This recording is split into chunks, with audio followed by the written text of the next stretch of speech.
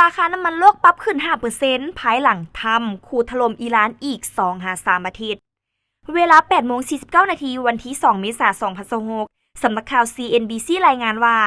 ราคาน้ำมันปรับขึ้นอย่างผันผวน ภายหลังที่ประธานาธิบดีสหรัฐอเมริกาท่านโดนัลด์ทรัมป์เตือนว่าจะยกระดับการโจมตีทางทหารต่ออิหร่านใน 2-3 อาทิตย์ต่อหน้าเฮ็ดให้ความหวังว่าสถานการณ์ความขัดแย้งจะเบาบางลงในไวๆนี้หมดไปและเฮ็ดให้ราคาน้ำมันเพิ่มขึ้นสูงโดยสัญญาณน้ำมันดิบ West Texas Intermediate ของสหรัฐจะส่งมอบในเดือนพฤษภาเพิ่มขึ้น 4.1% อยู่ที่ 104.21 ดอลลาร์ต่อบาร์เรลขณะที่น้ำมันดิบเบรนท์ที่จะส่งมอบในเดือนมิถุนาเพิ่มขึ้น 5% อยู่ที่ 106.42 ดอลลาร์ต่อบาร์เรล